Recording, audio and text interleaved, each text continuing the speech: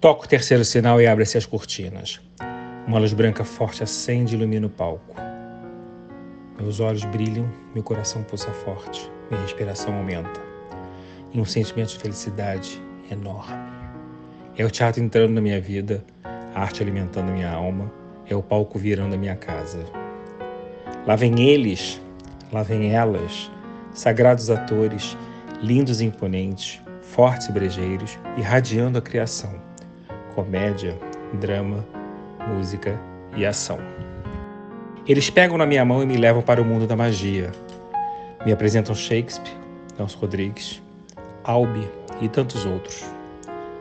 Eu aprendi, cresci, melhorei e entendi que o mundo sem a arte, ele não pode existir. Fui estudar, pesquisar, produzir, evoluir. E hoje estou aqui apresentando o que entendi ser artista.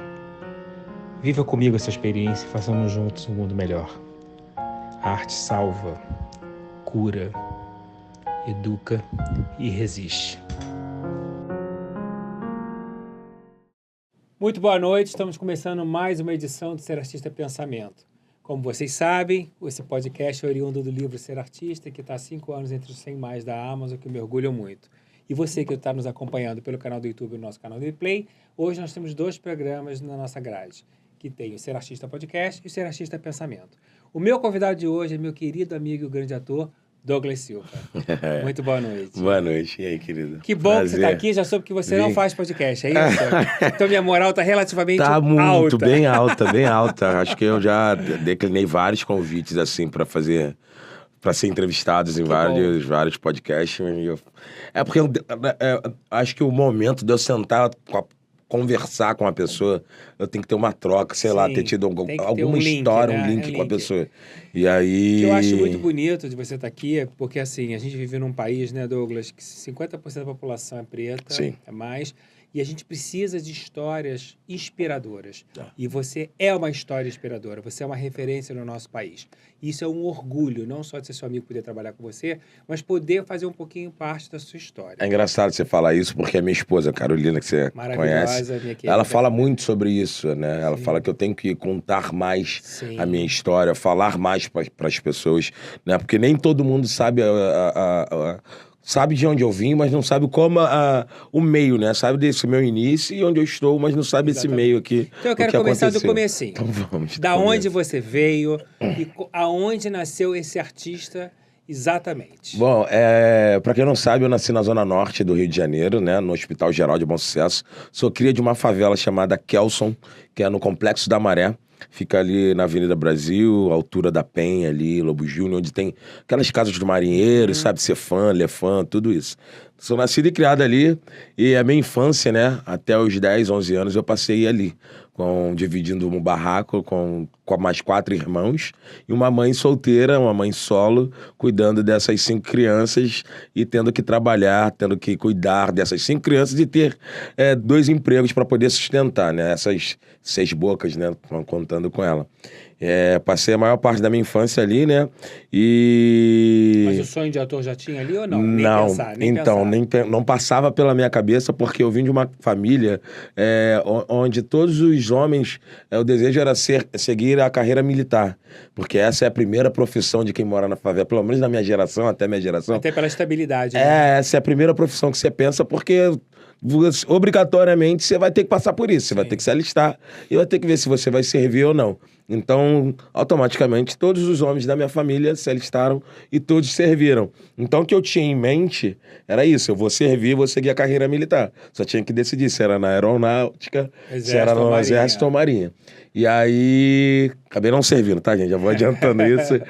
E aí, eu me lembro que a oportunidade de eu ter primeiro... Quando eu tive meu primeiro contato com a arte foi com, acho que 8 anos de idade. A Marcela Moura, que era minha professora, ela foi minha primeira professora, né, de teatro. Ela chegou na escola, na Souza Carneiro, oferecendo curso de teatro, que era uma atividade extracurricular. né? Aí nem todo mundo da minha turma queria fazer, porque falava, ser ator é coisa de menina e de gay. E eu ficava, poxa, mas, cara, acho que vai ser legal. Só que ao mesmo tempo que ela chegou e eu achei interessante, o meu padrinho, o irmão mais velho da minha mãe, entrou com ela na sala. E ele estava com ela, dando auxílio, né, pra Marcela. E eu achei, assim, aquilo estranho, porque ele era a figura ali que eu tinha como referência, né, que eu não tenho pai, não conheço meu pai. E ele era uma figura que eu tinha como referência. E ele estava ali. E quando ela terminou de oferecer o curso, ele imediatamente pegou e falou na frente de todo mundo da sala: Douglas, depois da aula eu quero conversar com você. Aí todo mundo, aquela coisa de crianças, né? E aí eu me lembro que terminando a aula naquele dia, eu fui falar com ele falou que eu deveria fazer esse curso, que ele não queria que eu ficasse à toa depois da que eu estudava de manhã. Então, na parte da tarde, o curso, eu iria participar do curso na parte da tarde. E ele falou que não queria que eu ficasse à toa e que seria muito interessante eu fazer, porque o sonho desse meu tio era ser cantor. E eu lembro que quando ele saiu do exército, eu fui participar do programa do Raul Gil, aquele canta não sei o que lá. E aí, calores sim, e aí meu tio canta bem, tem uma voz, aquela coisa, inspiração, né? Inspirado no Pavarotti, aquelas coisas de cantor. E aí... Só que eu lembro que ele, de nervosismo, ele não conseguiu mandar bem. Então caiu toda aquela coisa em cima dele. E a gente riu, porque a gente parou, tipo, um final de semana, não lembro qual o dia do final de semana, pra ficar na frente da televisão e assistir. E ele não contou até então ali que tinha acontecido. Bom, e ele falou que... E ele sabia que a arte mudaria, né? Tanto que mudou a vida dele. Hoje em dia ele canta, mas não sei se está profissionalmente. Seu tio é vivo ainda? É vivo ainda. Só que eu não falo muito com ele. Outras coisas. Família, gente. Família, nada meu tio. E é isso.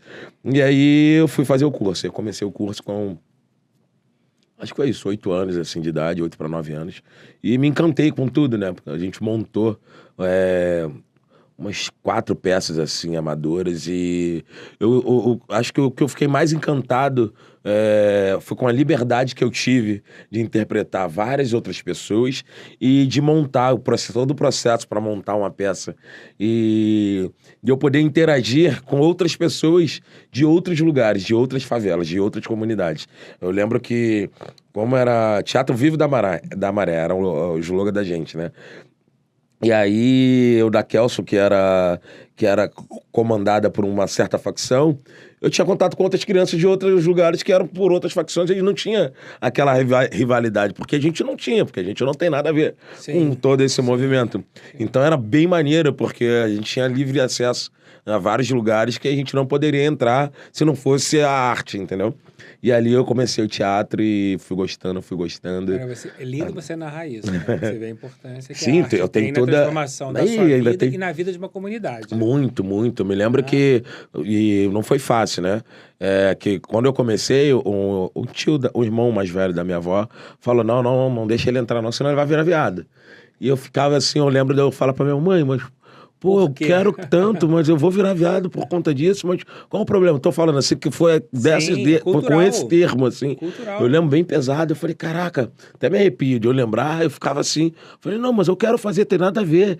E tipo, poxa, mãe, você tem que ir lá um dia. Eu lembro da minha mãe indo na minha primeira apresentação, que foi na Ilha do Fundão, que era... Ali tinha um teatro ali. Eu tenho essas fotos, cara. Depois vou te mandar, caso você queira colocar depois. Deu apresentando e minha mãe vendo aquilo ali, ficando em choque. Eu no palco e a minha professora falando, nossa, como você nasceu pra isso. Você manda muito bem, Marcela Moura. E aí até é bom lembrar isso porque... traz tanta coisa boa, claro, né? Faz a gente lembrar de tantas coisas boas. Claro. E a Marcela, a gente conseguiu trabalhar juntos, né? No cinema. Cinema não, mas no audiovisual, assim. Em si, a gente conseguiu trabalhar juntos. E vendo tudo isso, né? Desde o meu início até aqui, é muito lindo. E a sua mãe, depois dessa apresentação que você fez, ela entendeu que era o seu caminho, isso? De cara ou não? Não, ela não entendeu de cara porque até aquele ponto ali era uma coisa amadora, não era uma coisa que iria me colocar, tipo, na Globo, em algumas outras emissoras.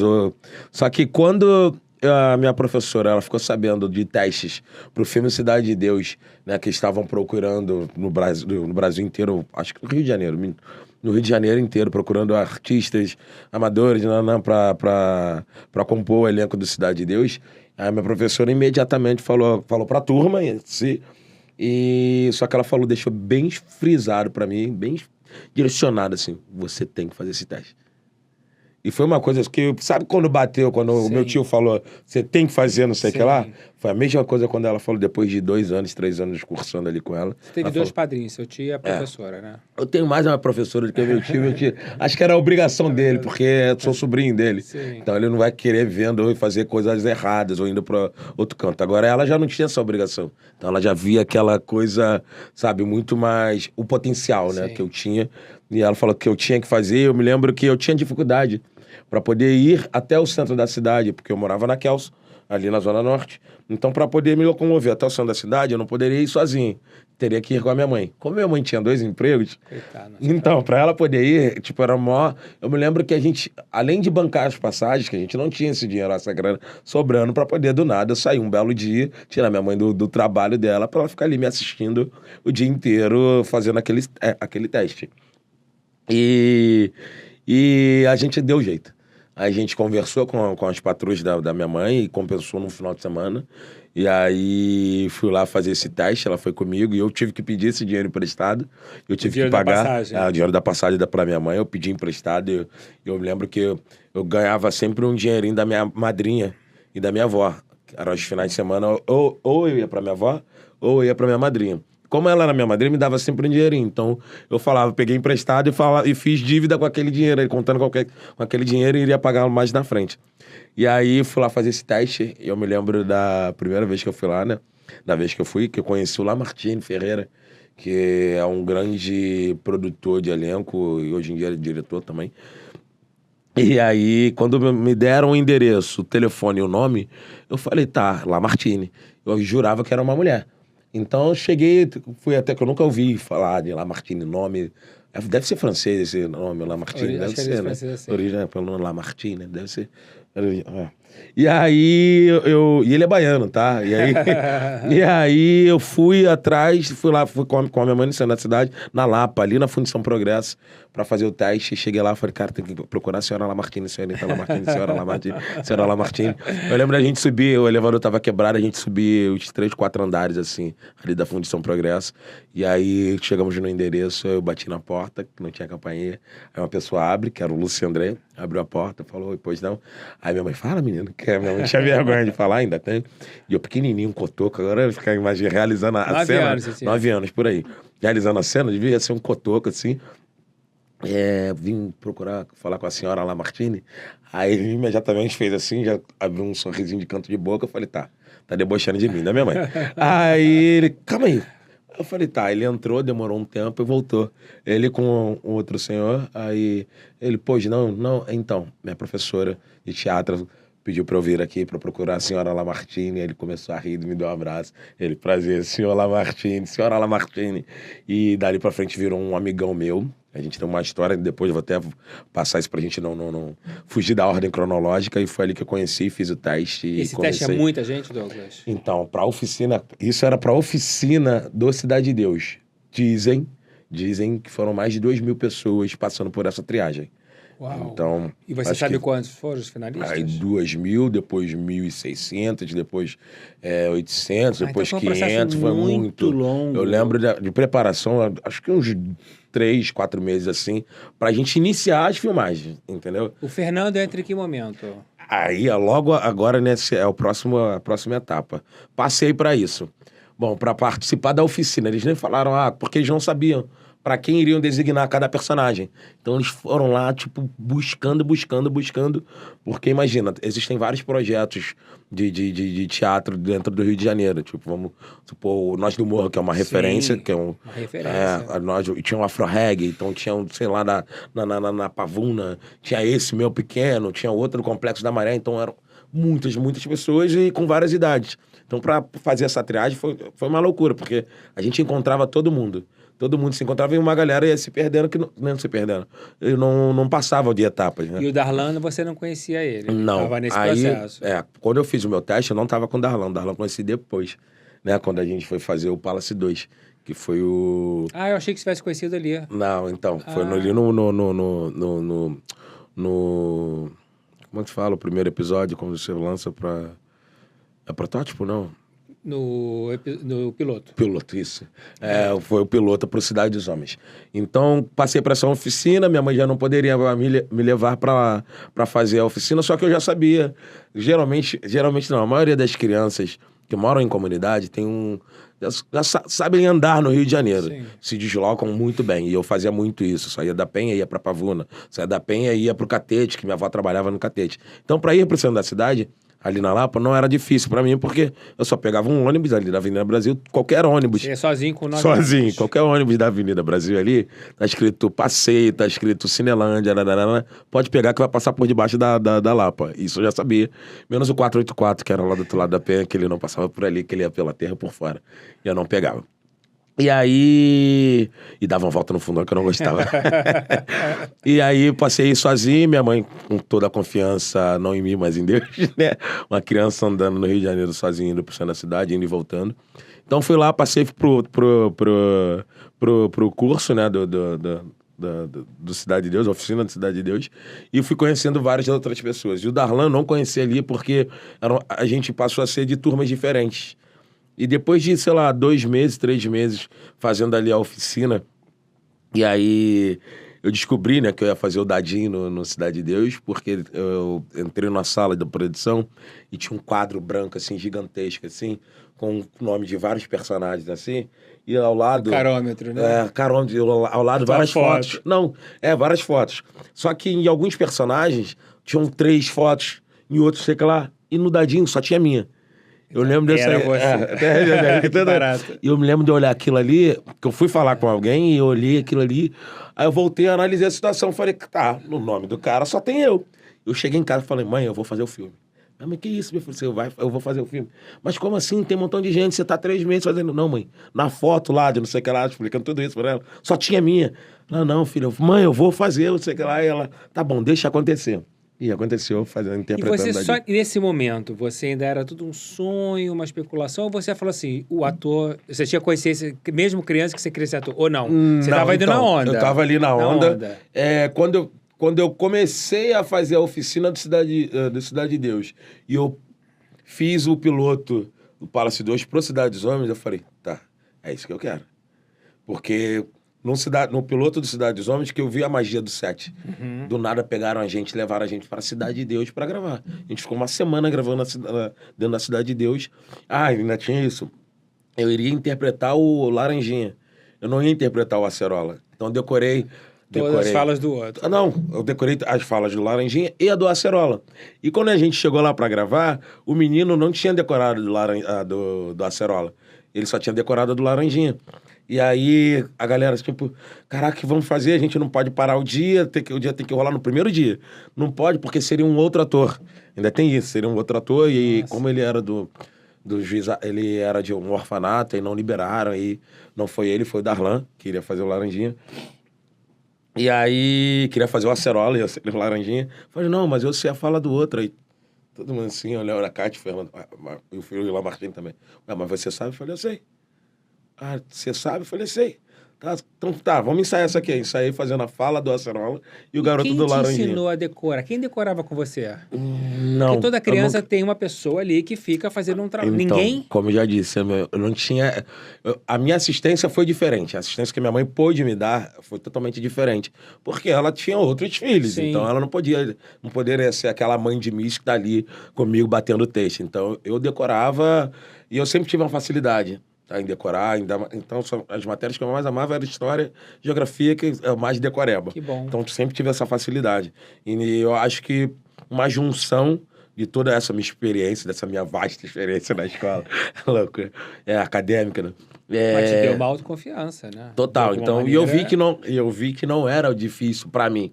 Entendeu? Eu vejo que para outras pessoas você sim, é um para mim, autodidata, sim. com certeza. E para mim aquilo não era difícil, então foi muito mais tranquilo. Então até hoje eu faço isso. Eu decoro a minha e a da pessoa para ver. Jura? Tipo, às vezes meu amigo não entrega o que tá escrito, então para eu saber que ele pode surfar ali e brincar, que eu já sei qual vai ser a intenção dele, onde ele tem que terminar, entendeu?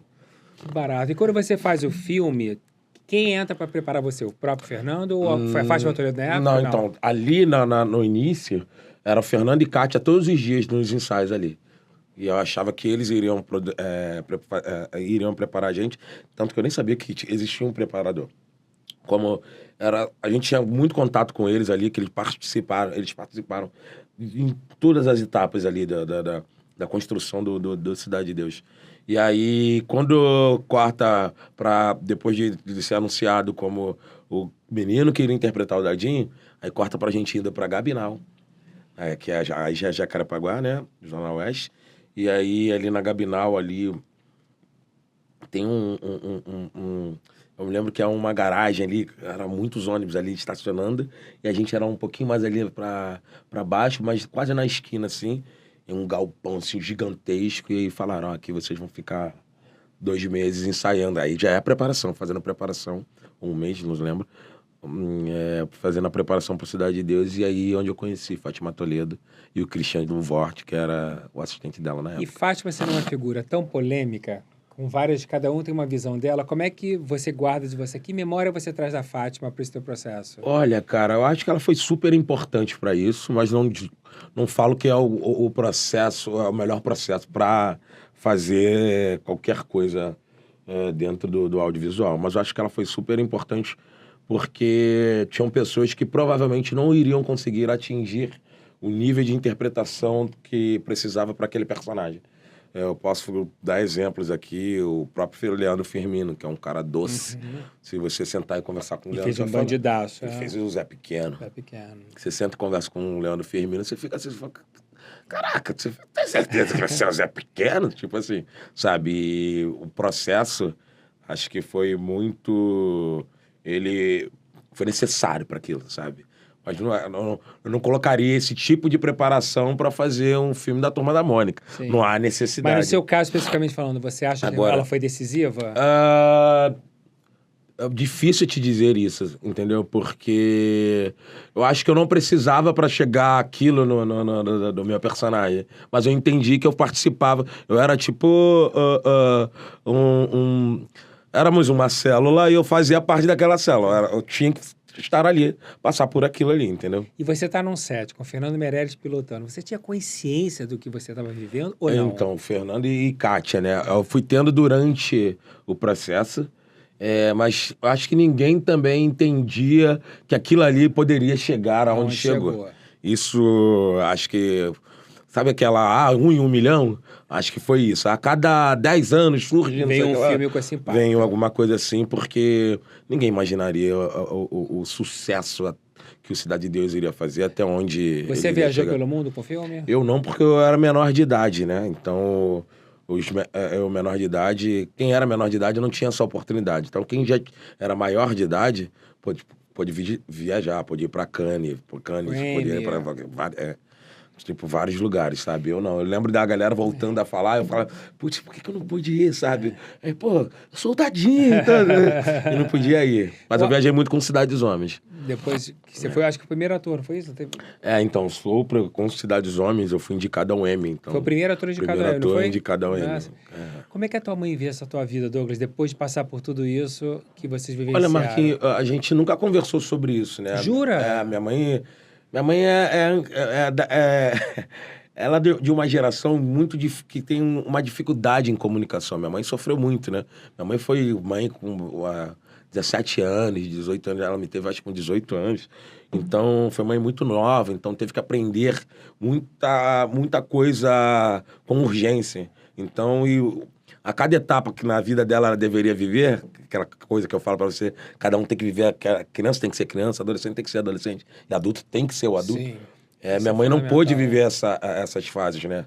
Do jeito que deveria ser vivida. Então, hoje em dia, quando a gente conversa sobre algo, não é nada profundo. Tanto que eu já, vamos supor, vou dar um exemplo, de eu tentar conversar com ela. Tá, mãe, como é que foi esse processo de você conhecer meu pai? De não sei o que lá. Ela não consegue conversar, ela quer mudar de assunto. Então, ela nunca chegou e falou, filho,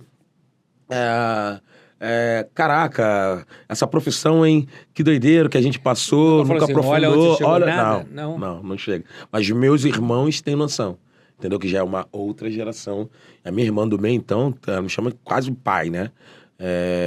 E ela sempre fala, caraca, não só ela, né? Eu adoro lembrar disso, né? De onde eu saí, onde eu estou, o que eu estou vivendo. Sim. tudo que acontece na minha vida, vamos supor, minha primeira vez nos Estados Unidos, minha primeira vez ganhando um prêmio, minha primeira vez comprando a minha casa agora, meu apartamento, tudo eu paro e falo, cara, olha de onde eu saí. Saí lá da Kelson, nadava ali na Baía de Guanabara, ali no cais, e, pô, olha onde eu estou, olha o que eu estou vivendo, sabe? Então, tenho sempre esse momento, assim. Você manteve algum link com a comunidade, de alguma maneira? Eu já tive mais, hoje em dia menos. Tento ajudar de alguma forma, vamos supor, Dia das Crianças, eu sempre me disponibilizo para estar ajudando, faço lá. Tem 3 pessoas que têm meu contato. Quando já me ligam, já sei o que é, eu falo, tá, me manda a conta aí, faço a transferência, eles vão lá e compram kit de brinquedo, kit de escola, não sei o que lá, tudo isso. Você é ligado a algum projeto social ali? Não, dentro do projeto social ali, não, mas eu sou um dos parceiros, entendeu? Que é uma forma Mas é um orgulho ser essa referência, sim, né? sim. Eu não vou muito lá porque tudo mudou. A galera antiga que eu conhecia já não está mais lá. É uma galera nova, uma galera sabe que eu já morei lá, mas não sei se tem o mesmo respeito que os antigos tinham. Sim. Então, sabe, não é que eu mantenha a distância, mas eu falo com outras pessoas que é da minha geração, entendeu?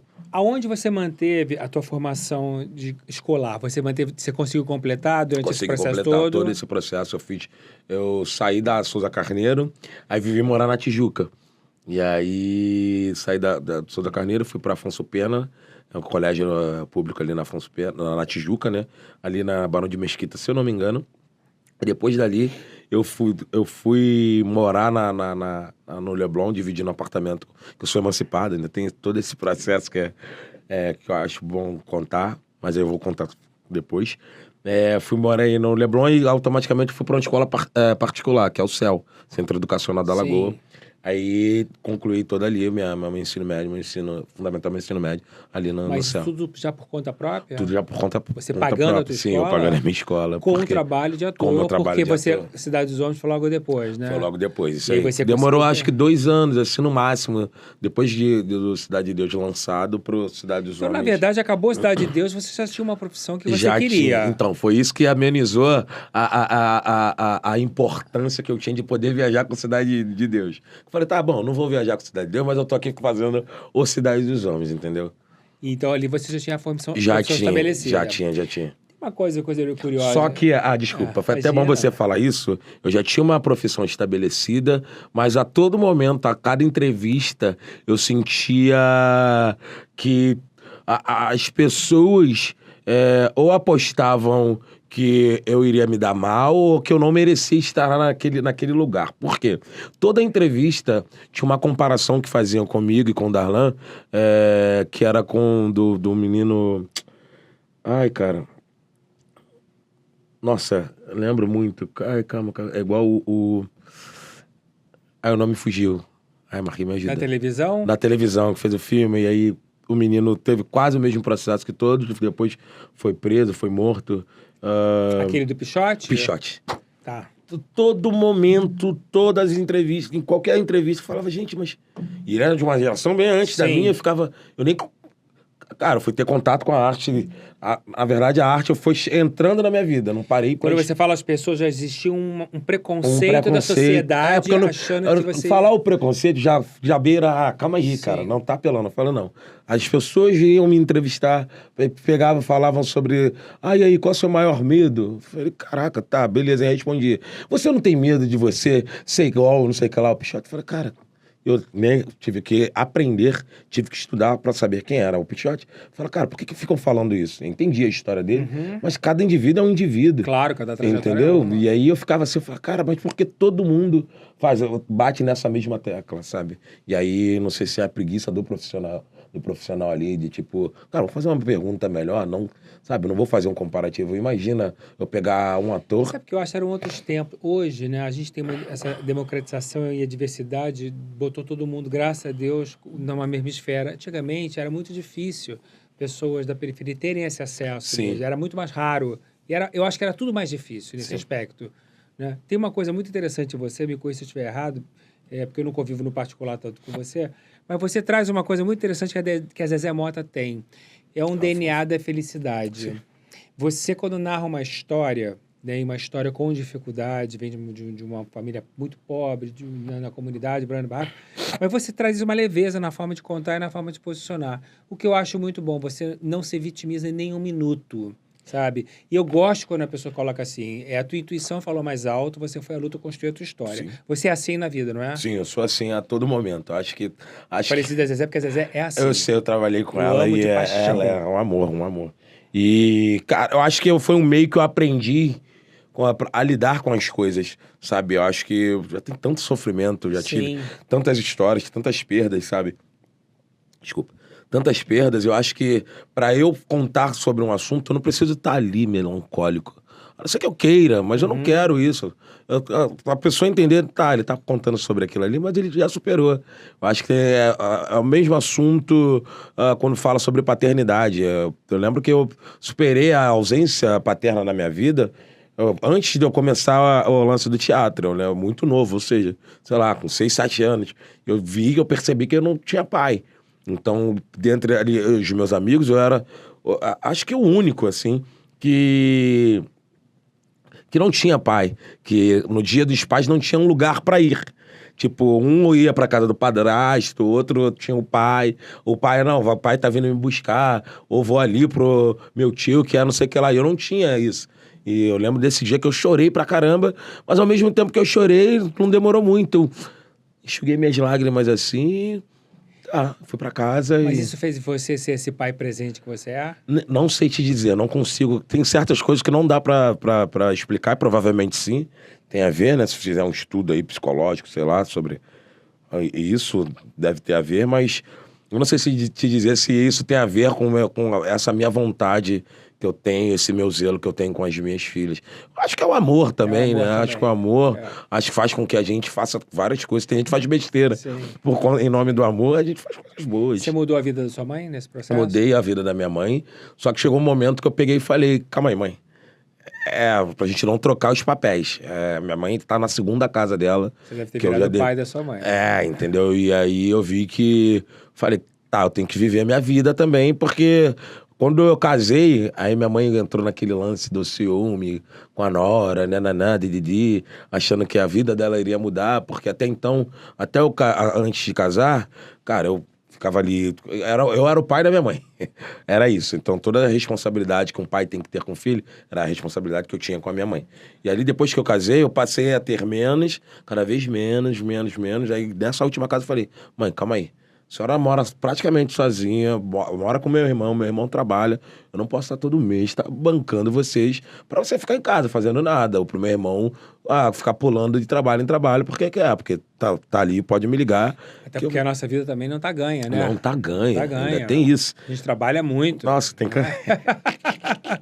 Ô Douglas, você se sentiu vítima do racismo a vida inteira, em algum momento? Várias vezes. Isso Acho foi um impeditivo para você, de alguma forma psicológica, em algum momento que você fala assim, olha, eu falo isso porque às vezes me interessa, que às vezes me conta muitas histórias que ela vivenciou, e, de novo, ela traz tanta leveza pelas vitórias que ela teve, acho tão legal como ela lida com isso, e eu acho que você tem a mesma forma de lidar. Mas é importante a gente, assim, se você pudesse exemplificar, total. que maneira você superou isso? Total, é super importante, né? Até porque a gente celebra cada vez mais as nossas vitórias por conta das derrotas, né? Que eu acho que é isso. A cada momento que você passa por uma situação que envolve o racismo, você acaba tendo aquele gosto de derrota, porque você não queria estar naquela situação. E não tem por que você estar ali. O problema está no outro, né? Teve eu lembro, fazendo Cidade de Deus, Cidade dos Homens já estourado, só que eu não tinha carro. Então eu andava muito de ônibus, já morava no Leblon. Então eu ia do Leblon pra Urca, da Urca ali pro Leblon. Pegava o 512, se eu não me engano, que descia do Vidigal. Adorava andar de ônibus. Adoro falar o número de ônibus. Que e já famoso, né? Já. E aí todo mundo te reconhece no ônibus, né? E aí, em Copacabana ali... Em Copacabana, eu deitado assim no vidro, assim... Encostado no vidro, indo, aquele trânsito, não sei o que lá. Aí tô vendo a sirene. Aí a sirene, viu, tá, beleza. Daqui a pouco a sirene, parou em frente ao ônibus, parou o ônibus. Falei, tá. Parou o ônibus, fica todo mundo em alerta. O que houve? Cara, entraram 2 caras pela porta da frente. Aí um ficou na porta de trás. E aí os 2 entraram, vieram andando. Eu estava, tipo, quase na última parte quase nos últimos assentos do ônibus, que era naquela parte alta onde fica a roda, então tem a parte maior. E aí, você levanta. Aí, eu levantei. Eu acho que eu tinha 16 anos. E aí... Esses 2 caras são policiais. 2 policiais, né? Desceram da viatura, um ficou na porta, os 2 entraram. Aí me levantaram assim, aí eu levantei, aí eles me puxaram, pediram pra eu abrir a mochila, abri a mochila, me revistaram assim. Aí eu sentei, e fui o único revistado no ônibus, então tinha mais gente no ônibus. Eles me revistaram assim, quando eles fizeram a menção de sair, aí uma senhora falou, vem cá, vocês não vão me revistar não? Aí a senhora pegou, meio que bateu boca com eles xingaram a senhora, falaram mais nada, deram as costas e saíram. E eu fiquei naquele momento ali muito constrangedor, que eu fiquei, caraca, só eu passei por isso. E eu fiquei assim, sabe, quando começa, tipo uma quase crise de ansiedade, começa a respirar fundo. Vontade era de descer dali, mas falei, cara, não vou sair desse ônibus, porque esses caras podem me seguir. Eu com medo. E ali eu vi que... Agradeci a senhora pela preocupação, e ela foi a única que falou alguma coisa dentro do ônibus. E dali eu falei, caraca, como assim? Eu sou ator. Pô, daqui a 2 meses tá passando a minha série na televisão, um episódio por semana. E, cara, tô passando por isso. E... Isso... Querendo ou não, é muito ruim pra gente. Mas, ao mesmo tempo, eu falo, tá, não vou ficar me pegando essa bengala, porque essa bengala não é minha. Entendeu? Não vou deixar isso reger a minha felicidade, reger a minha vida. Passei, vou explicar, vou passar pra frente. Sempre que eu puder falar, eu vou falar. Mas tá, deixa eu focar no meu progresso. Que é onde eu quero mostrar pras pessoas como eu estou combatendo isso. Estou ocupando lugares onde achavam que eu não pertencia, que eu não fazia parte, e eu faço, sabe? Você acha que vivemos um mundo menos racista no Brasil? Olha, cara, complicadíssimo isso, porque acho que eu não vou falar menos racista, um mundo menos racista, porque como hoje em dia tudo tá linkado à internet, à mídia, as pessoas estão se escondendo mais. Estão falando, algumas falando mais e outras escondendo mais. Com esse medo dessa represária aí que possa acontecer. Acho que antigamente aconteciam coisas que não eram filmadas. Hoje em dia acontecem coisas que são filmadas, né? O tempo inteiro alguém Estamos levanta... todos sendo policiados. Todos, isso aí. Algumas... Não quer dizer que tá mais ligado, outras não, menos. necessariamente não tá ligado à educação. E eu acho que... Mas também a gente está trazendo mais associados, combatentes, antirracistas aí para nossa causa, de olho na nossa causa. E não só a nossa causa, né? Existem várias outras minorias aí que acho que precisam ter atenção. Né? Atualmente aí tem várias coisas. O mundo tá acontecendo cada coisa, assim, é absurda. Essa semana eu fiquei impressionado com quantas notícias sobre feminicídio. Que deve ser difícil você ser um pai de 2 meninas Você num país entende? tão violento, Muito. 3º mundial de feminicídio. Estupro. Eu fiquei assim, eu falei, gente, o que tá acontecendo? Então eu vi a cena de uma menina que desceu pra comprar no mercadinho do prédio dela, sei lá, que ela tava comprando, um cara burro, velho, fingindo que tá falando no celular, dando uma sarrada na menina, fingindo que tá pegando uma coisa. Então, sabe, são várias coisas que a gente tem que combater. Você dialoga com as suas filhas? Converso sempre. Sobre tudo? A Morena, ela é ainda muito jovem, ela tem 5 anos. Mas a Maria Flor é jogo aberto. Converso sempre. Ela quer, vamos supor, hoje ela pediu pra ir dormir na casa da amiga. Uma amiga que eu já conheço, sabia. Mas eu converso sempre com ela. Faço sempre, olha só, quando for dormir, você tem que me ligar. Quando você for acordar, você tem que me ligar. Quando você for comer, você tem que estar falando com a gente, tem que estar falando o tempo inteiro. E eu não gosto quando você vai na casa dos outros pra dormir. Não gosto. Porque você tá saindo debaixo das minhas asas. Sim. Você tá desprotegida. Mas onde é? Qual o local? Pra eu saber, deu algum problema? Tá, eu vou conseguir chegar a tempo ali, quando você me ligar. Agora, vamos supor, a sua amiga que viajou, tá indo pra casa de veraneio dela, que é em Angra. Tá, quanto tempo daqui da nossa casa até Angra?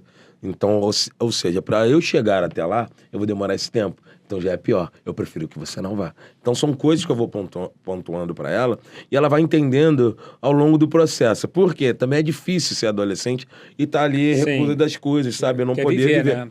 Viver. E não é culpa dela que isso tá acontecendo. E sim dessas pessoas doentes. E pensar que você com 8 anos pegava ônibus sozinho. Sozinho, então, Hoje esquece não, então, isso. eu falo pra ela, mas eu quero que ela saiba fazer isso, essas coisas eu quero passar pra ela. Eu já falei, cara, vamos pegar um dia, um final de semana, um domingo desse, a gente ir de ônibus até a Glória, pra ir na Feira da Glória, pra dar um rolê e voltar. Eu acho maneiro. Ô, DG, quando surge o DG? A DG surgiu a partir do momento que eu participei do BBB, né, cara? Foi no BBB mesmo? O DG para o público, né? Porque os meus melhores amigos me chamavam de DG. E eu nem sabia que o público iria ficar me chamando de DG. Mas você, quando era criança, já tinha o apelido DG? Não. DG veio na infância, na juventude, né? Quando eu jogava CS, cara. Foi uma Era fase futebol? minha. CS era Counter-Strike, é um jogo de Mas computador. você não jogou futebol? Não tem uma história com o Flamengo? Não. Tem uma história que eu treinava lá no clube do Flamengo. Ficava no clube do Flamengo na época que eu estudava no CEL. Porque toda a educação física do CEL era feita no Flamengo, entendeu? E você tem uma história com a música também. Também tem uma história com a música. Essa história da música entra em que momento? Ela entra em 2012, eu acho. 2012. 2011 ou 2012. Eu sempre tive contato com a música, né? E depois que eu conheci o Mumuzinho, que foi no filme Cidade de Deus, que ele é ator também. Ah, ele fez? Ele fez Cidade de Deus. Engraçado, não lembro Ele era dele. elenco de apoio no Cidade de Deus. Ele não tem muita cena e nada. Ele só tem uma cena que todo mundo gosta, né? Que é... O Zé Pequeno chama Salgueirinho, alguém sabe ler? Salgueirinho, sabe ler ele? Pô, só sei ler as figuras. Então, tipo, essa frase todo mundo por ama. isso que eu não lembro dele. Que ele vai ler, tá muito diferente. E o Mumu já era músico. Ele tinha um grupo, então quando eu morava na Tijuca, ele ia na Tijuca com o fusquinha do pai dele, me buscar pra eu ir pra Realengo, pra gente passar um final de semana juntos. Eu fazia isso direto. Amizade da vida toda. Isso, Que barato. sei lá, eu tinha 13 anos, eu acho. E aí ia pra lá, e como ele era músico, eu ficava o final de semana com ele, indo nos shows, indo em vários lugares, assim, pra curtir, sabe? Mas você queria fazer carreira de cantor? Não, aí né? tá. Ali começou meu contato com a música, assim, e corta pra eu estar fazendo o Esquenta, o programa Esquenta. E aí conheci o Feijão através do Mumu. E o Feijão fazia um evento na praia, ali na Barra, no Barril 8000. E ele fazia parte de um grupo chamado Divino Dom, e eu amava ficar ali toda quarta-feira, que eu podia sair do Projac, passava ali rapidinho, curtia um pagode e depois ia pra casa.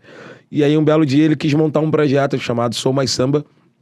E aí ele montou o projeto, esse projeto Sou Mais Samba com outros músicos, Arifan, Diogo, Juninho Travassos, Álvaro Santos, Ferrugem também era fazia parte do grupo, do projeto.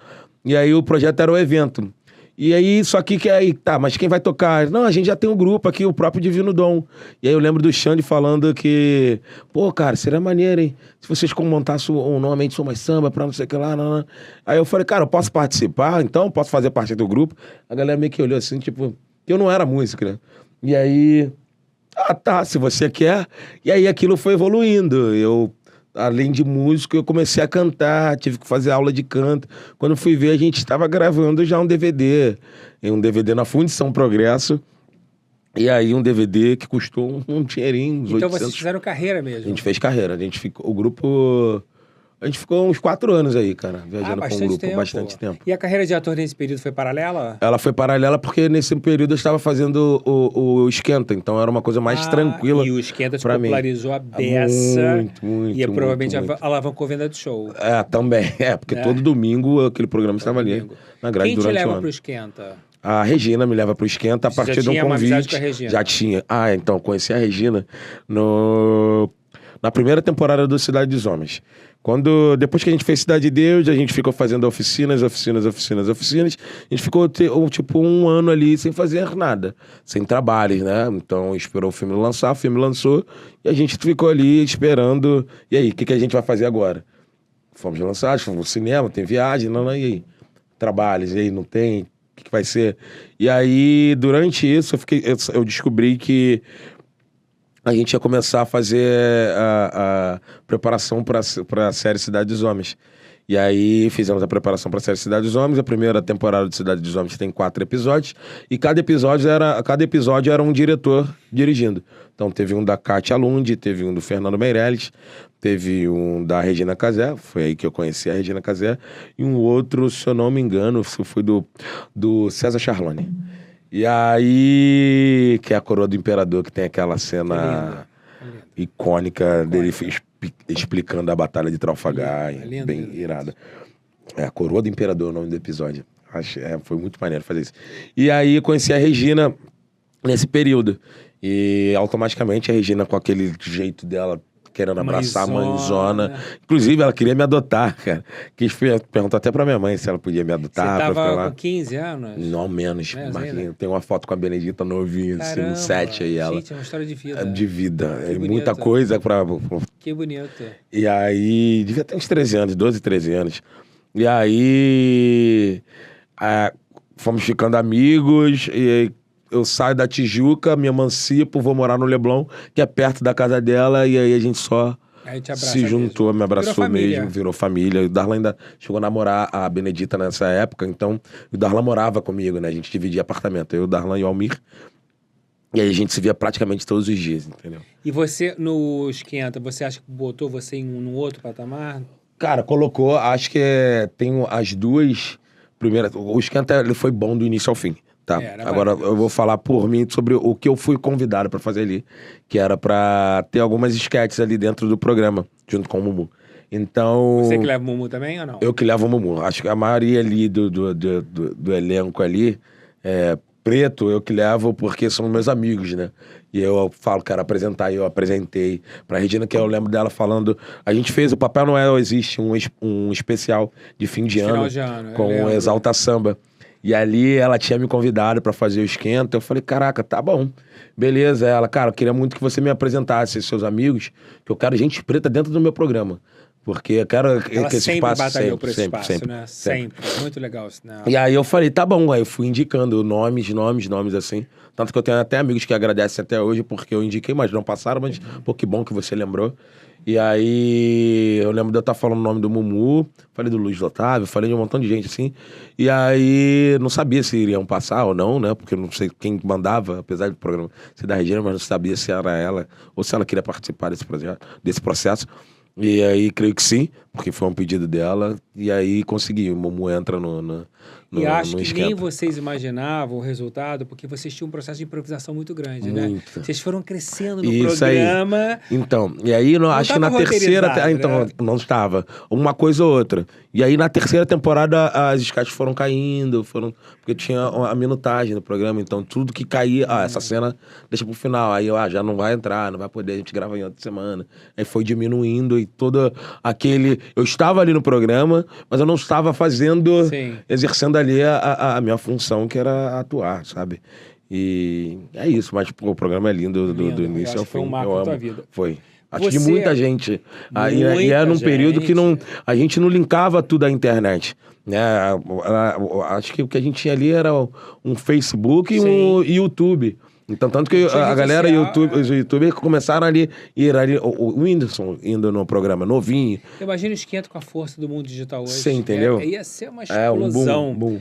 Você tem uma coisa interessante, assim, é difícil um ator começar a trabalhar na infância e conseguir atravessar a adolescência e chegar na maturidade. Sim. Não é para todos. Por vários motivos. Perda de inteligência emocional, Sim. mudança física, voz, corpo. Isso é discutido muito aqui. Você tem uma coisa muito peculiar, que eu assim, que eu pelo menos... Você está com que idade? Eu tô com... 40? Que 34? careta, 36, 37, para. 37. Você mantém uma inteligência emocional, eu acho que muito elevada. Eu vejo você um cara equilibrado, um cara bem-humorado. Acho que a fama não subiu a sua cabeça. E isso é uma coisa que é uma visão minha, mas assim, em algum momento você saiu de você perdeu essa inteligência emocional. E essa transição de garoto para homem foi tranquila? Em vários momentos. Vamos lá.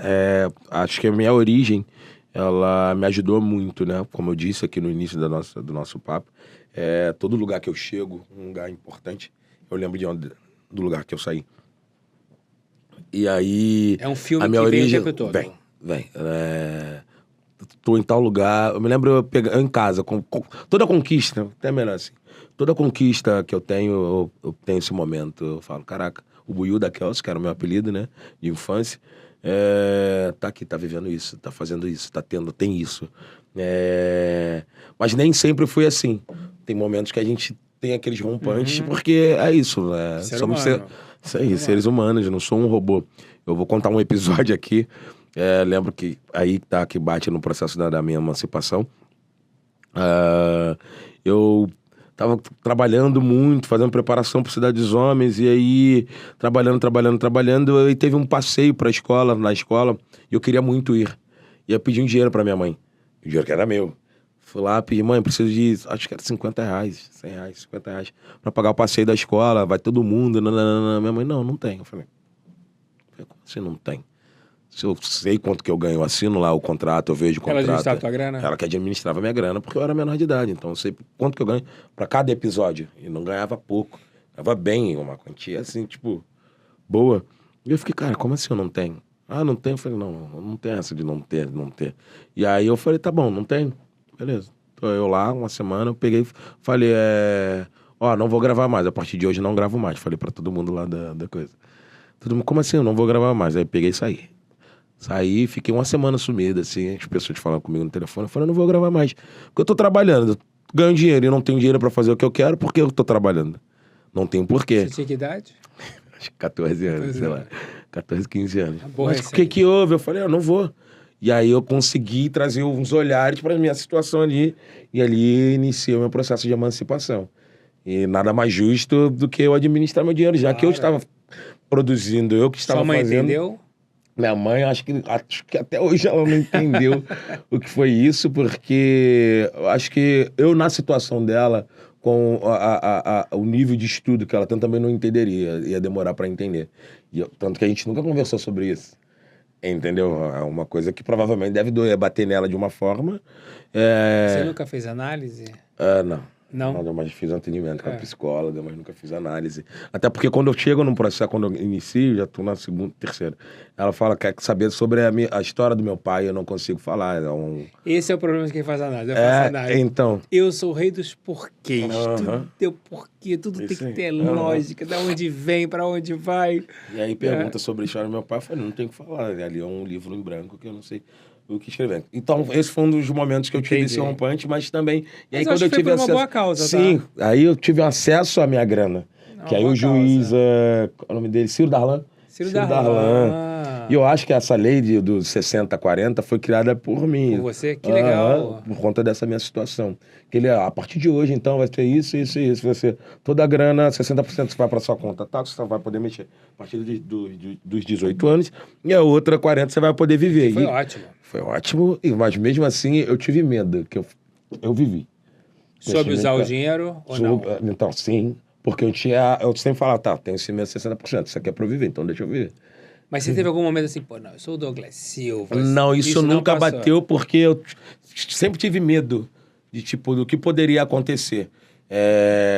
Eu poderia ter até essa arrogância, porque eu vejo muitos assim, Sim. mas eu não consigo, Marquinhos, eu não consigo. Eu tenho meus momentos, tipo, não, calma aí, gente, agora eu preciso focar nisso aqui. Não, mas eu nunca... Não, eu acho muito bom, mas Douglas acho que é Silva. humano passar por isso. Até Humano, não é problema. Faz parte da vaidade, né? Em cada um numa esfera. Agora, você é sempre muito autodidata. Em algum momento da tua carreira você parou para estudar a profissão ser ator? Não, porque eu não tive tempo. Porque tudo foi indo uma coisa atrás da outra. Fiz cursos, mas aí, por eu agora me tornar... Agora não, né? Por eu ter me tornado o provedor da minha família, dos meus parentes, eu ficava, caraca, calma aí. Putz, como é que eu vou olhar? Tanto que eu quero muito fazer a faculdade de gastronomia, eu não tenho tempo. Eu ia te perguntar isso agora, se você tinha vontade de estudar Eu alguma tenho, coisa. a gastronomia eu amo. Você cozinha, Douglas? Cozinho muito, amo. Tudo? Tudo. Porque minha avó foi cozinheira. Então eu saía da escola, ia pro trabalho da minha avó pra poder ir embora junto com ela e ficava com ela na cozinha. Quando eu fiquei uma época com a minha avó, ficava deitado no chão da cozinha, segurando a barra da saia dela, vendo ela cozinhar. Então, uma parada que eu amo muito. Mas eu não tenho tempo. A casa é feita no final de semana? Você às vezes, é porque agora eu tenho pessoas pra me auxiliar. Mas às vezes eu vou, me aventuro, vou lá fazer, o que você quer comer? Quer comer, eu sei lá, então eu vou lá e vou fazer, sabe? Eu adoro fazer. Inclusive até com a Morena gosta também pra caramba e adora, eu tô cozinhando com ela, né? A gente tá indo mais vezes pra cozinha. E aí, mas voltando a isso, sobre o tempo, é quando tanto que eu já me inscrevi, sei lá, umas 4 vezes e eu não consigo dar continuidade.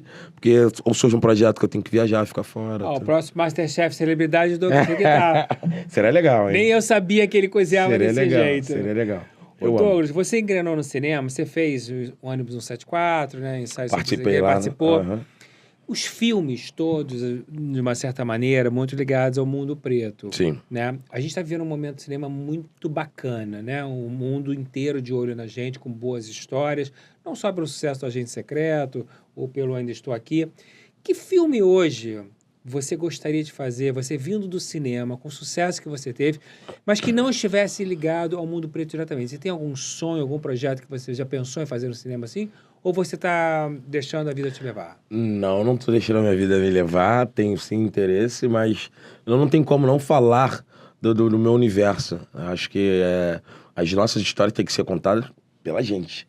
Eu acho que tem muita gente contando muita história, tá legal, mas não são pessoas que estão vivendo aquilo. Por exemplo, eu tô escrevendo meu livro. E aí, tem tantas histórias dentro do meu livro, até algumas até contei aqui, que eu acho que isso aí viraria, tipo, uma série muito boa. Então já vamos falar do livro. Vem aí o livro do Douglas Silva pela editora Planeta, uma editora maravilhosa.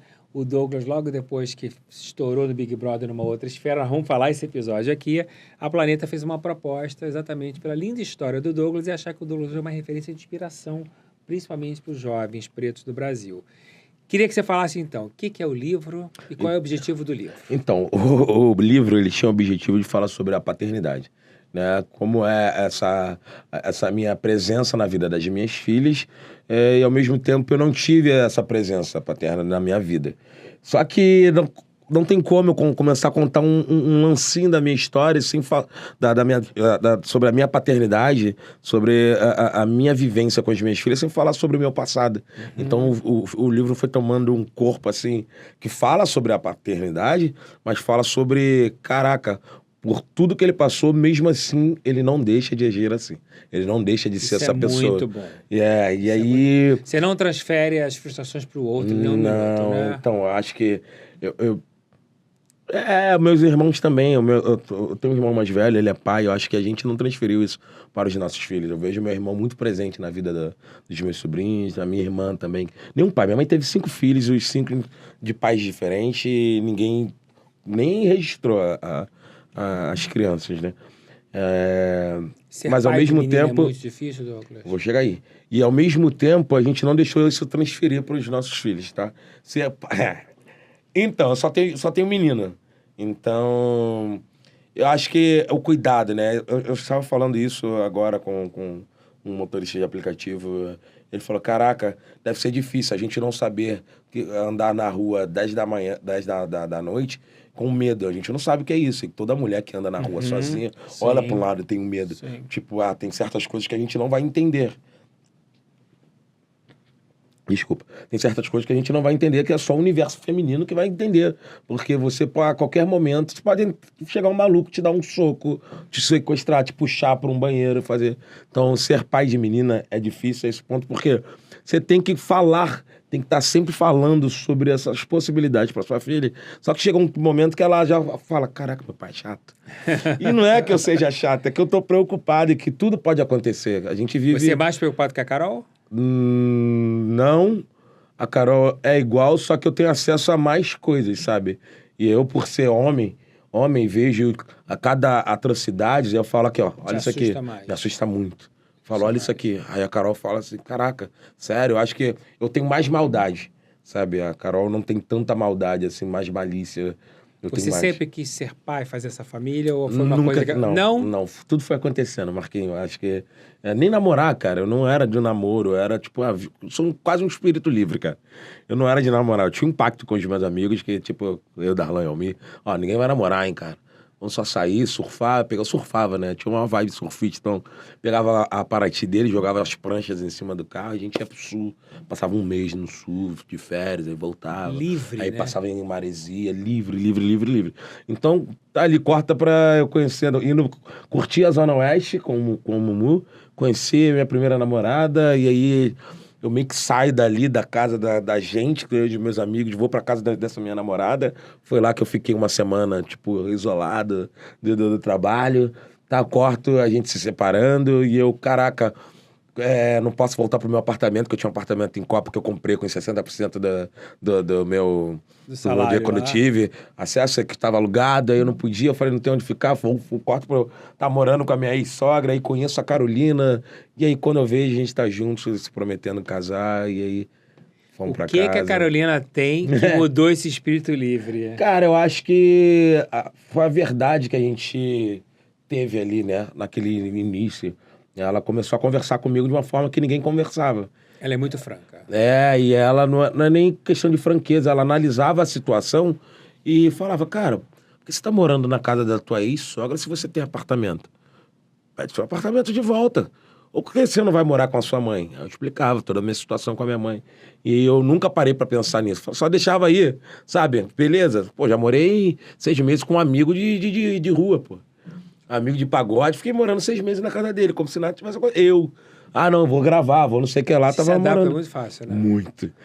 Caramba, muito fácil. Muito. Carolina já tem quantos anos de A casamento? mesma idade, 37. Com aquela cara de novinha, de 20. A Carolina tem 37? 37. Achei que fosse menos. Quantos anos já de casamento? De casado, Marquinhos. A gente casou em 2000 e...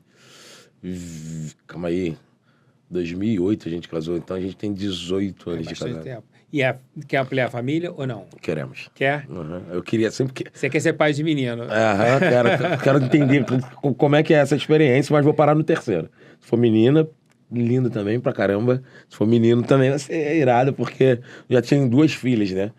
E aí, como eu tenho 4 irmãos, minha avó teve 5 filhos também, acho que casa cheia é sempre Sim. legal, cara.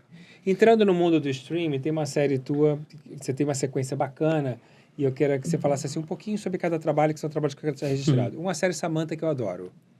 Eu acho que Samantha é um... Onde a gente se conheceu. Onde se conheceu. Eu acho que Samantha é um marco na tua carreira ali, uma parceria linda com a Manu, e é uma série divertida, foram 2 temporadas muito bem sucedidas, e acho que ali o streaming te coloca na posição de protagonista pela primeira vez. Sim. Né? Para você, como é que você vê aquele momento, a chegada da Netflix, que até era meio novo para todo mundo, ninguém tinha ainda uma dimensão exata do que seria a Netflix no Brasil. Cara, pra mim, eu fiquei até surpreso, porque como a gente gravou em São Paulo, geralmente quando se tem um trabalho em São Paulo e você mora no Rio, a galera tende a priorizar quem já tá lá em São Paulo, ou a galera do Rio não quer ficar indo muito pra São Paulo. E eu era assim, então, tipo, minha filha também era nova ali. Isso foi em 2007, 2006? Por aí. 17, 2016 ou 17, desculpa. Tem 10 uns 10 anos, uns 10 anos. 2017, 16, 17. E aí eu vi, eu falei, cara, tá aí. E eu nunca fiquei tanto tempo, assim, viajando fora, viajando longe da minha família. E eu falei, tá, quero essa experiência, assim. E eu, tanto que quando eu fiz o teste, eu fiz achando que eu não iria passar, porque eu falei, cara, tanto que eles pediram uma aparência de alguém com 40, acho que 40 anos, alguma coisa assim, só 10 anos atrás, né, gente? E aí eu falei, cara, eu acho que eu não vai dar... Você não mudou nada, tá? Então, é engraçado isso. Eu falei, cara, eu acho que eu não vou passar, que eles queriam... E naquela época eu tava fazendo crossfit, tava mais forte, tava tudo saradão, assim, que eles queriam uma pessoa desleixada, porque era um jogador aposentado, né? Eu falei, cara, eu não vou passar, mas eu vou fazer esse teste. Fiz com todo louvor, como eu faço todas as entregas. E eu falei, tá, aí eu passo por aqui pra fazer, eu fiquei, putz... Falei, caraca, então tá. Vai ser maneiro. E aí eu não tinha muita história. Eu lembro da nossa primeira leitura. E eu fiquei assim de cara, porque era um universo que eu queria falar sobre os anos 80, né? De uma atriz mirim dos anos 80. E aí o jogador também, que era famoso. E aí, mas ele era muito família. Ele vivendo aquela situação contraditória, ao mesmo tempo que ele quer a família, tinha os amigos dele da farra, e ele é um ex-jogador, que nem todo jogador é tão família assim. Então, foi uma experiência, uma troca muito linda, muito maneira e muito diferente, né? E eu não estava ali interpretando um bandido, eu não estava ali interpretando alguém que vivia à margem da sociedade. Eu ia chegar exatamente aí agora. Eu acho que foi o primeiro personagem que você sai desse universo, que eu arranco um personagem com um bom tamanho, tipo, protagonista, e saio desse universo. Sai desse universo. E muito importante isso, né? Isso aí. Foi a partir dali, não foi a partir dali, mas eu vi que, é isso, eu não preciso me render. Tanto que a gente já tá um tempo junto, que é 9 anos, eu acho, quase 9 anos, 8, 9 anos. E dentro desses anos, todos os papéis, não quero fazer isso aqui, não. Acho que o caminho que a gente tem que ir, isso aqui... Certíssimo. Puxa, mais difícil. Porque a culpa não é minha que é mais difícil, e sim meus produtores, pelo amor. Mas eu quero E essa consciência, eu selecionar... acho que hoje é uma consciência real do Real, mercado. real. O mercado entende isso de uma maneira muito tranquila. E eu quero interpretar outros personagens, isso eu já sei fazer. Agora, você traz essa coisa do jogador de futebol, que não era o teu universo tão diretamente, e que tem uma preparação de elenco. Você é um cara que não teve a formação de ator. Como é que você hoje, com a maturidade que você já tem, lida na hora de fazer uma obra, que tipo de preparação de elenco você busca? Porque você é um autodidata. Sim. Tem gente que vem baseado na técnica Sim, dos lábios, cada um de uma referência. E é legal que cada um que senta aqui conta o seu processo. Sim. Como é que é o seu processo de estudo da personagem? O que você traz dentro de você? Que referências você busca? Que métodos você busca? Eu adoro ler e reler muito, muito, tudo que ele tá passando e fazer um arco de cada situação, de cada momento ali dentro da trama e ver personagens que são parecidos com ele. Vamos supor, eu tive que fazer um empresário agora no filme Deixa Acontecer. Então, eu destrinchei alguns filmes para poder compor ali aquela personagem. E como era um empresário e ele era gay, eu não sou gay.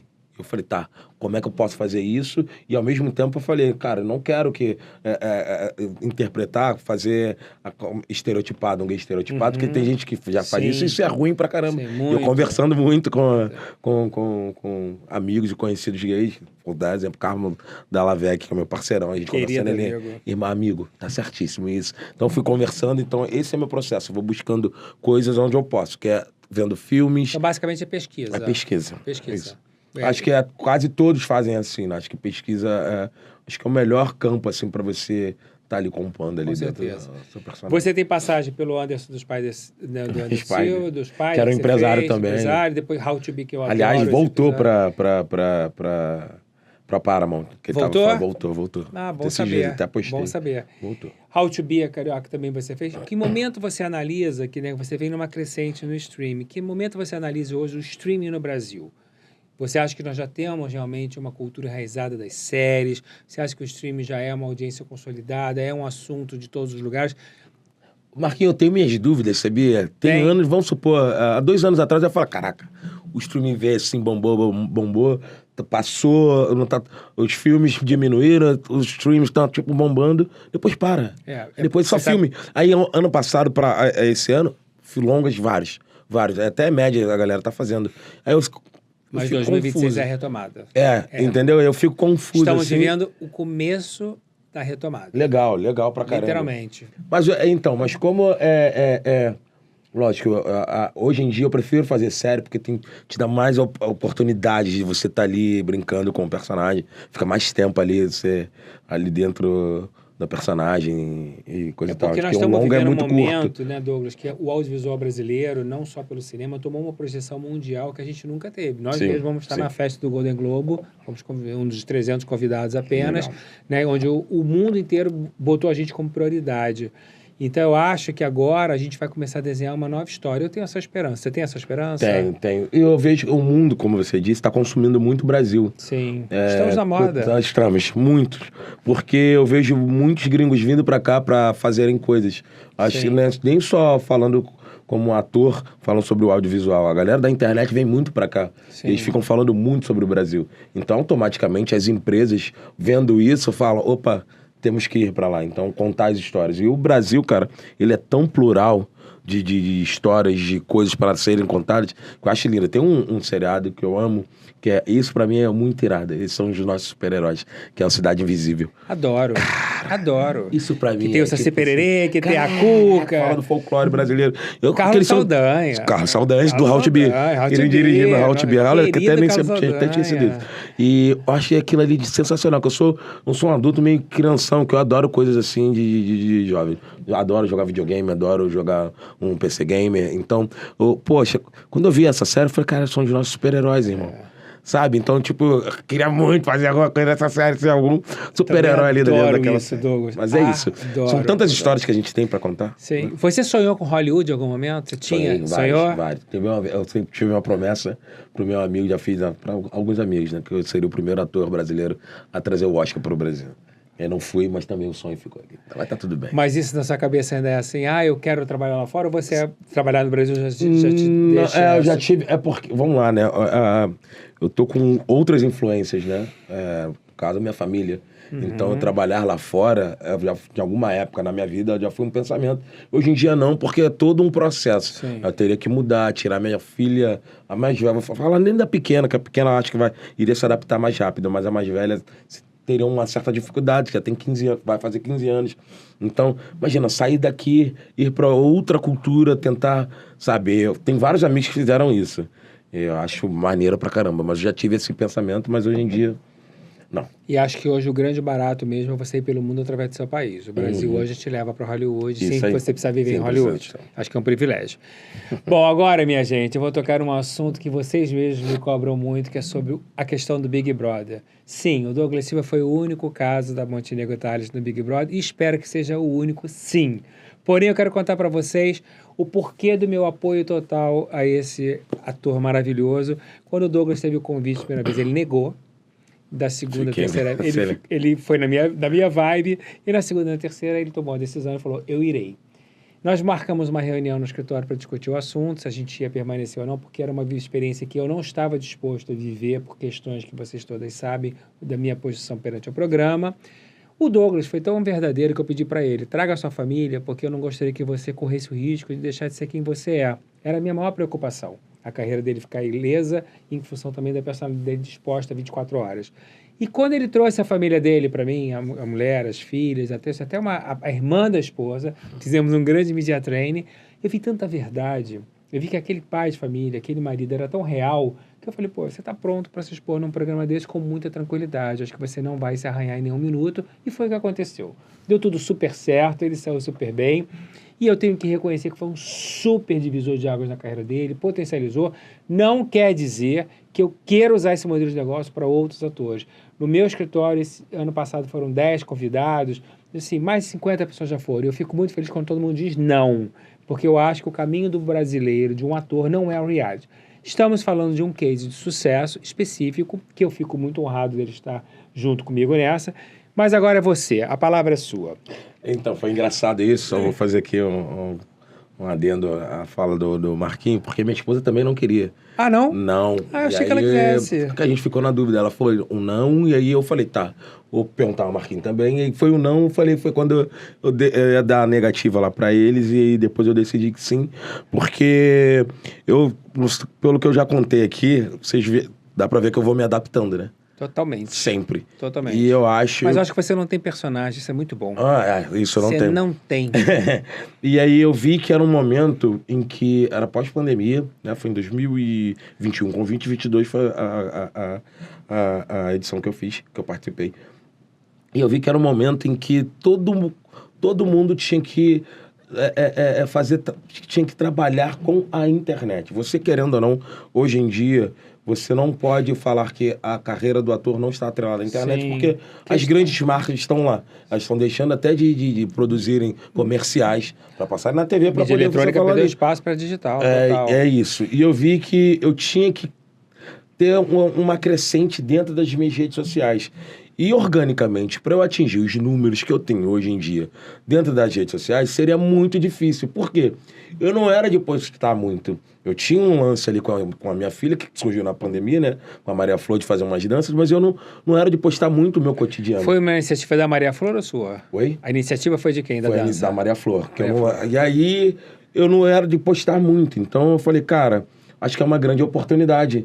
Não sei se o Marquinhos vai lembrar, que naquele ano ali de 2021, a gente começou a fazer uns posts na internet. Sim, foi com acho que a Cambev, depois Você com estourou a muito Bradesco. rápido com a Maria Flor nas danças. Aí né? eu falei, cara, que legal isso. E eu falei, cara, é um meio fácil, rápido. Não fácil, porque é um trabalho. Não é fácil, porque você tem que produzir bem, porque o cliente tem que aceitar. E aí... Mas você ganha um dinheiro, uma boa grana. Então eu vi que ali era um meio. Eu falei, tá, se eu com esses números, com essas expressões, eu tô assim... impressões, eu estou assim, imagina eu chegando em tal número, com um certo número. E foi o que deu. E eu lembro de eu vir conversar com o Marquinho, e eu contei isso pra ele, minha esposa tinha um medo de tipo, putz, se você discutir com alguém, você brigar, nananã. Eu falei, tá, mas isso faz parte do dia a dia. faz parte. Se você tá brigando, discutindo com alguém, é porque você quer mostrar um ponto, aquela pessoa quer mostrar um ponto, você tem que entrar no denominador comum. Nada mais você vai discutir, só que eu sou um cara que não gosta de discutir. Eu, com os meus amigos, acho que eu nunca sentei, briguei, degladiei com ele. Não, vai, fala. Falei, tá bom. Tu não aceita? Também não aceito, tá bom. Vamos seguir a vida. Eu não vou marcar, sabe? Então tem... Tanto que no programa você não deixou a pressão do programa te dominar. Eu falei, cara, não tenho porquê. Mas isso é raro, tá? Então, é raro. Eu prezava tanto... Vou falar o que eu vivi lá dentro, né? Eu prezava tanto pela história que eu já tinha construído, o que me fez chegar até ali. Qual era o meu objetivo? Cara, ganhar 1,5 milhão é gostoso, deve ser lindo, quer dizer. Deve ser lindo pra caramba ganhar 1,5 milhão assim do nada. Mas isso não vale o meu caráter. Isso não vale a minha história. Isso não vale ter um vídeo meu xingando alguém pra minha filha falar, putz, que isso, pai? Olha isso aqui. Imagina minha filha crescendo, vendo aquele vídeo ali que quando caiu na internet não some. Ela fica aí, entendeu? Então, acho que tem coisas que eu coloco na frente de qualquer coisa que possa fazer eu regredir. Então, discutir, brigar é necessário, mas com inteligência, né? Acho que foi o meu norte, né? Pra estar ali dentro do programa. Ser um dos 3 finalistas, você acreditava que ia ganhar?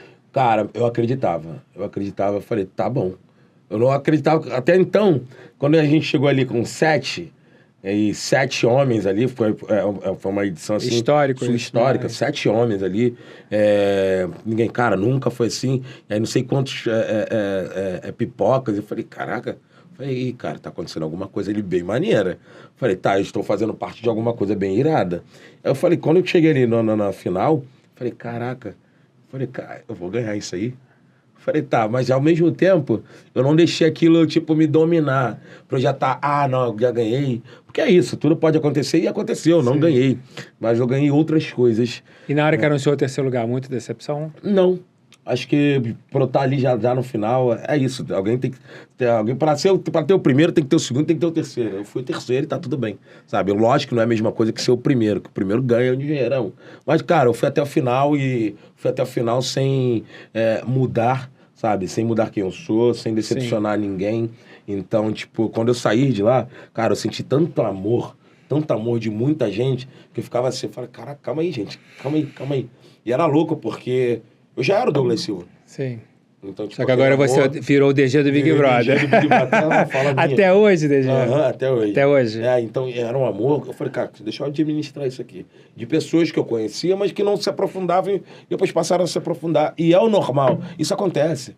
Acho que toda relação é a base de interesse. Você tem interesse em amor, você tem interesse ou financeiro, tem interesse em carinho, tem interesse, sei lá, em alguma coisa que aquela pessoa possa te dar, tem interesse. Aí basta você administrar.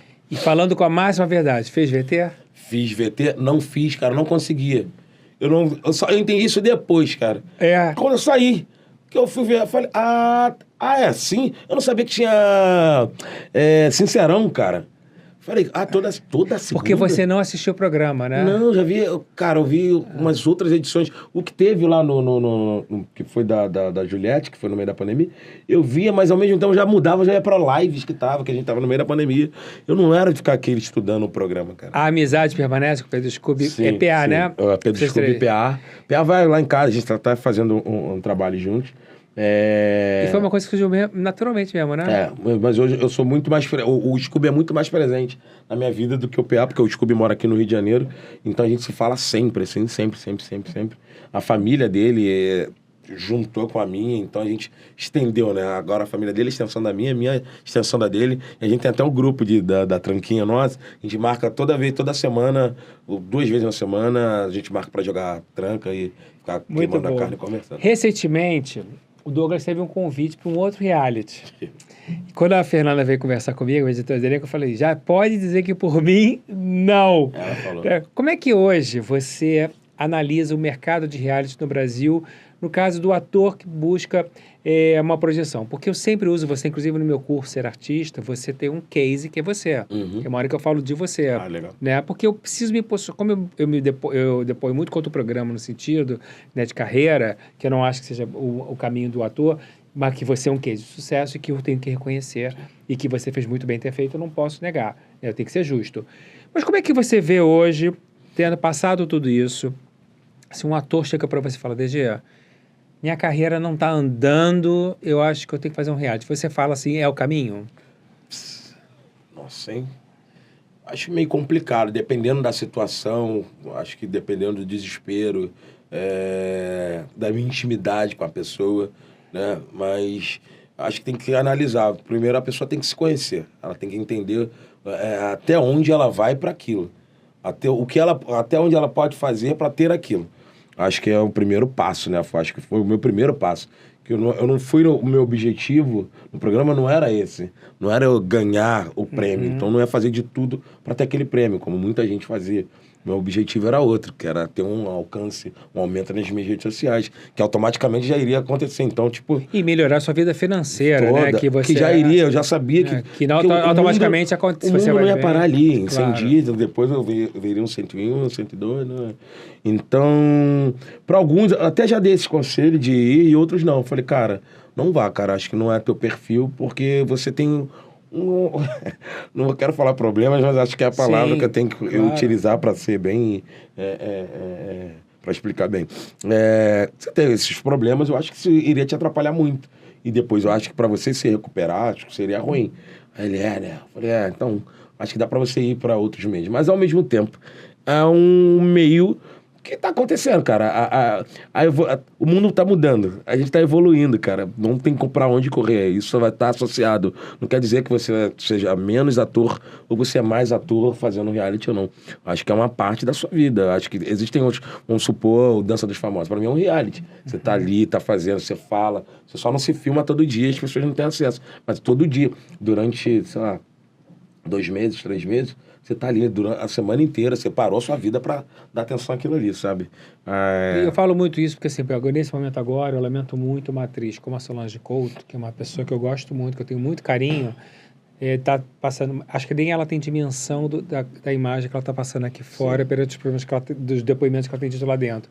Então, eu lamento muito nesse aspecto, né? Sim. Esse é o meu grande medo. Você pega uma carreira construída a vida inteira, uma atriz de 70 anos, eu entendo que momentos difíceis, está lá lutando, mas aí uns comentários infelizes vão fazer com que ela pague esse preço quando sair. Essa é sempre minha grande questão com o reality. Mas né? é igual eu falo, até um ditado popular, isso é guerra avisada, só morre quem quer.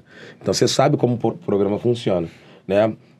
Mas aí que entra tem um bom temperamento para ajudar, né? Você entendeu? Ser explosivo é um risco muito grande. E eu não sou uma pessoa, não sou essa flor toda. Mas você é um cara de boa. Só que eu sou muito controlado. Você é controlado. Eu sou controlado. Tanto que meus amigos falam, cara, putz, irmão, certas situações, cômicas ou não, fala, caraca, tu administra assim, tá tudo bem.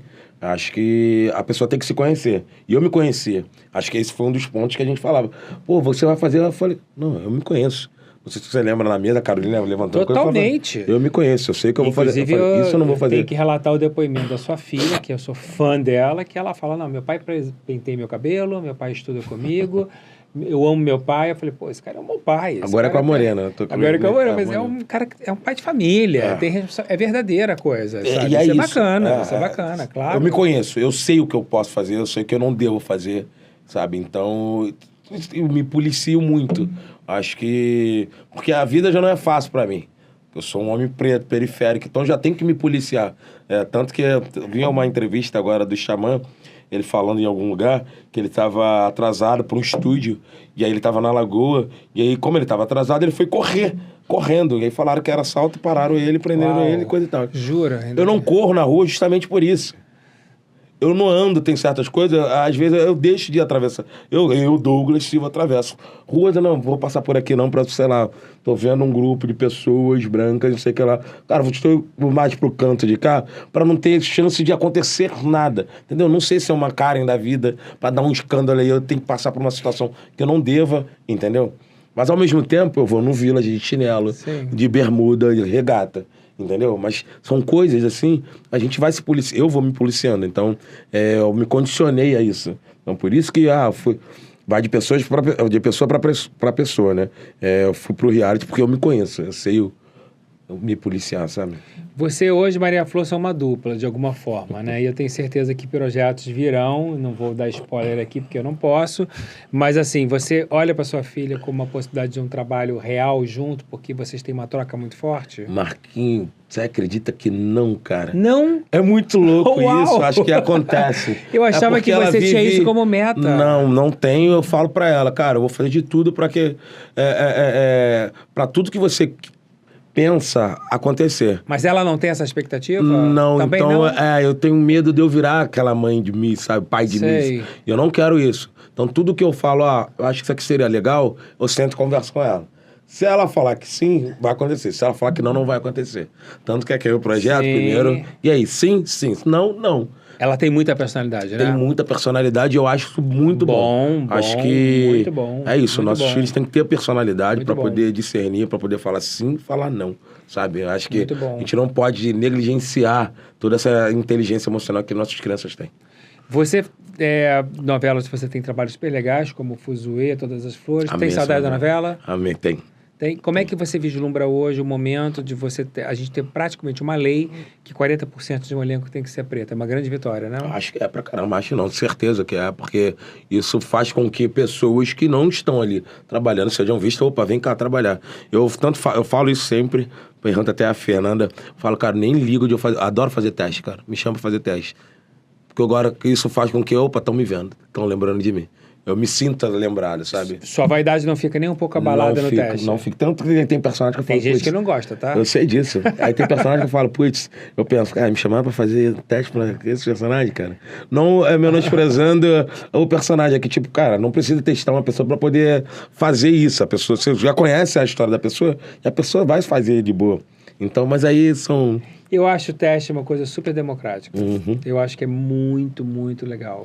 eu gosto de fazer. Ano passado você fez o Corte Fatal no teatro. Foi bom voltar ao teatro? Eu amei, cara. Amei, sabe por Você quê? estava longe do teatro, Estava longe, né? desde 2015, se eu não me engano, porque tinha uma peça com o Feijão, que é outro amigo que eu te falei que eu conheci através do Mumuzinho, e a peça chamava Educaçamba, que contava Que a história, ótimo. que contava a história cronológica do samba, desde o início, desde o primeiro samba gravado, que foi pelo telefone, até os dias atuais, na época que era 2015. Eu aprendi tanta coisa ali, que foi muito maneiro. E fiz tantas amizades dentro desse tempo, que nunca me viram no palco. Então, com o Corte Fatal, esses meus amigos puderam me ver no palco. Minha própria filha, né? Sim. A Maria falou, nunca tinha me visto no E palco. você tem vontade de uns desafios assim, de fazer um clássico, um Nelson Rodrigues, Tenho, alguma coisa que você tirar da zona de conforto? O único problema do teatro é que ele é igual novela, né? Ele vai ocupar um tempo. É. Porque eu me lembro de eu não ter finais de semanas. Olha, meu aniversário eu ia passar Sim. sozinho, não passei aniversário da minha filha, não passei com Mas ela. é uma experiência deliciosa. É delicioso, é bom demais, sou eu suspeito, amo. Né? Amo, Produzi amo. 100 peças, eu sou suspeito. Então, foi muito Douglas, legal, cara. esse ano já tem um desenho de 4 filmes para serem lançados, Uhum. né? Que você... E várias coisas... Três. Aí tem livro, se Deus quiser vem peça nova. Mas o que você, já que a gente está chegando no fim, você espera nesse momento que a gente está vivendo, da retomada da indústria audiovisual, com certeza, o mundo preto tendo uma reparação histórica muito justa, né? Você sendo um artista hoje, já uma referência nacional estabelecido, o que você, dentro do seu poder, dentro das suas verdades, dentro dos seus desejos, gostaria desse momento fosse artisticamente para você? Cara, pra mim, eu tenho vários desejos, né? Produzir as minhas coisas, tanto que a gente já conversou muito sobre isso. Mas eu acho que essa crescente de ver meus irmãos, né, meus semelhantes, trabalhando, isso é muito bom. Isso aquece o coração de uma forma, Marquinhos, que não consigo nem descrever. Antigamente, quando a gente ia fazer um teste, uma pessoa, vamos supor eu, preto, para fazer um teste, eu encontrava com todos os meus amigos na mesma sala de teste, mas todos eles fazendo teste pro mesmo personagem. Tipo, só tinha uma vaga. Aquele. Só tinha uma vaga. Você sabia que você estava disputando com ele. Então, quando você via, sempre tinha uma diferença de 5 minutos, né? Cada um que entrasse, ou 15, sei lá. Aí era só você esperar que você vai encontrar algum amigo assim. E hoje em dia, não. Você vê seus amigos, os meus amigos, em vários, cada um em uma produção. Eu lembro que eu fazendo Fuzue, eu encontrei Babu em uma, Mikael em outra, o Jonathan Hagensen em outra, cada um em uma produção. E eu não fiz, tipo, não tem nada a ver com o mesmo projeto, a gente trabalhando na mesma empresa e cada um na sua coisa. Eu acho que eu quero isso de meta, eu acho que quero mais disso, sabe? Eu acho que tá acontecendo. É muito bom ter vários personagens de peso dentro de uma obra, né? Isso aí. Muito bom, queridão. Obrigado, viu? Eu que amei, cara. Nossa, um relato muito importante. Você falou várias coisas muito que bom, inspiradoras para que nossa bom. geração. Te agradeço de coração, ainda mais que você não vai muito a podcast. Eu adorei isso. De você estar aqui contando essa linda trajetória que você só está começando, na verdade. Sim. Eu não tenho 40, tá, Marquinhos? Para vocês, eu agradeço. Podcast Ser Artista, podcast Pensamentos. Hoje, um dos podcasts mais utilizados em doutorados e mestrados em arte do Brasil. Sempre no nosso canal do YouTube e no canal WePlay na sua TV Samsung. Legal. Gente interessante para você, um público interessado. Um beijo grande, até a próxima. Tchau, galera. Até a próxima. Olha.